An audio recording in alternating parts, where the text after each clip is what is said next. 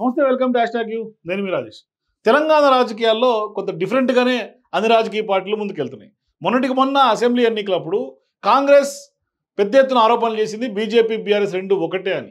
అది నమ్మేలాగానే చాలా రాజకీయ సమీకరణలు జరిగినాయి. అప్పుడున్నటువంటి పరిస్థితులన్నీ కూడా ప్రజలందరినీ కూడా రెండు బీజేపీ బీఆర్ఎస్ రెండు ఒకటే చీకటి ఒప్పందం జరిగిందని కాంగ్రెస్ ఆరోపిస్తున్నట్టుగానే కొంత అప్పుడు జరిగినటువంటి పరిణామాలన్నీ కూడా ఖచ్చితంగా రెండు ఒకటే అని నమ్మే పరిస్థితులు ఎక్కువ శాతం క్రియేట్ చేసినాయి. కానీ ఇప్పుడు ఆ ఫార్ములా వర్కౌట్ అయిందని భావించినటువంటి బీఆర్ఎస్ పార్టీ ఇవాళ కాంగ్రెస్ బీజేపీ రెండు ఒకటే అనే ఒక పొలిటికల్ స్టాండ్ తోటి ఆ ఎజెండా తోటి ముందుకెళ్తుంది. ఇట్లాంటి సందర్భాల్లోనే కొంత కేసీఆర్ అయినా బీఆర్ఎస్ పార్టీ అయినా అబాస్ పాలవుతుంది.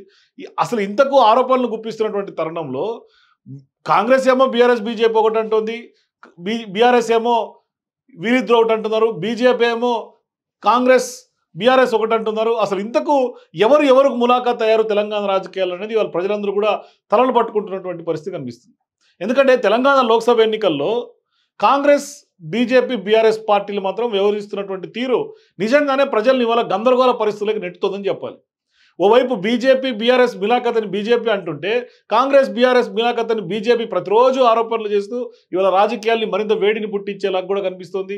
అయితే దేశమంతా నిప్పు ఉప్పులా వ్యవహరిస్తున్నటువంటి పార్టీలు తెలంగాణలో మాత్రం కాంగ్రెస్ పార్టీ సంపూర్ణంగా బీజేపీకి సహకరిస్తుంది అనేది ఇలా బీజేపీ చేస్తున్నటువంటి విమర్శలు. ఇది నిజంగానే ప్రజలు ఎవరు నమ్మేటట్టుగా లేదు. చాలామంది ఈ విమర్శలపైన చర్చలు జరుపుతున్నటువంటి పరిస్థితులు కనిపిస్తున్నాయి.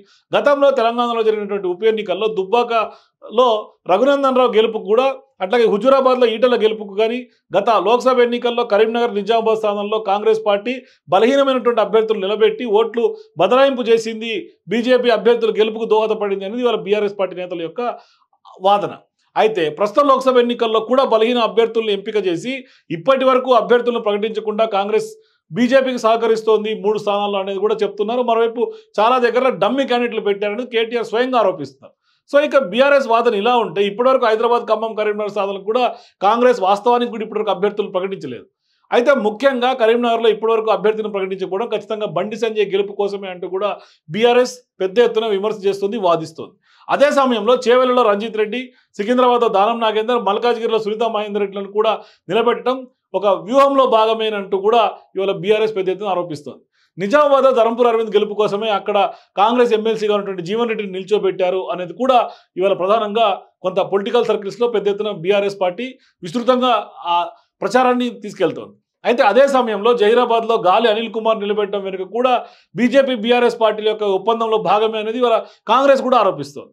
అక్కడ సిట్టింగ్ ఎంపీగా ఉన్నటువంటి బీబీ పాటిల్ గెలుపు కోసమే బీఆర్ఎస్ బలహీనమైనటువంటి అభ్యర్థిని నిలబెట్టింది అనేది కూడా ప్రధాన ఆరోపణ. సో ఇక నాగర్ కర్నూలులో బీజేపీ సిట్టింగ్ ఎంపీగా ఉన్నటువంటి రాములు కుమారుడు భరత్ ప్రసాద్ను, పెద్దపల్లి నుండి గోమార శ్రీనివాస్ను కూడా నిల్చోబెట్టడం కూడా కాంగ్రెస్ బీజేపీ ఒప్పందంలో భాగమే అనేది కూడా కొంత బలహీన అభ్యర్థులు నిలబెట్టేందుకు కూడా ఆరోపణ పెద్ద ఎత్తున వినిపిస్తుంది. సో ఇది నిజంగానే ఇవాళ రాజకీయాల్లో పార్లమెంట్ ఎన్నికల సందర్భంగా ఎవరు బలహీనం, ఎవరు బలవంతులు, ఎవరు గెలుస్తారు, ఎవరు ఓడిపోతారు అనేది మాత్రం ఖచ్చితంగా తెలియాలంటే మాత్రం లోక్సభ ఎన్నికలు ఫలితాలు రావాల్సిందే, ఎన్నికలు ముగిసాల్సిందే. కానీ ఇప్పటికైతే మాత్రం ప్రజల్ని తీవ్ర స్థాయిలో రాజకీయ పార్టీలు కన్ఫ్యూజన్లోకి నెట్టుతున్నాయి. అర్థం కాక జనాలందరూ కూడా తలలు పట్టుకుంటున్నటువంటి పరిస్థితి. ఏ రాజకీయ పార్టీతో ఎవరు చీకటి ఒప్పందం చేసుకున్నారని మాత్రం తెలియాల్సినటువంటి అవసరం ఉంది. నిజంగానే ఏ రాజకీయ పార్టీతో ఎవరు చీకటి ఒప్పందం చేసుకున్నారని మీకు కనుక తెలిస్తే మీ అభిప్రాయాలు రాజకీయంగా కింద కామెంట్స్ రూపంలో తెలియజేయండి. For more does please watch hash tag you.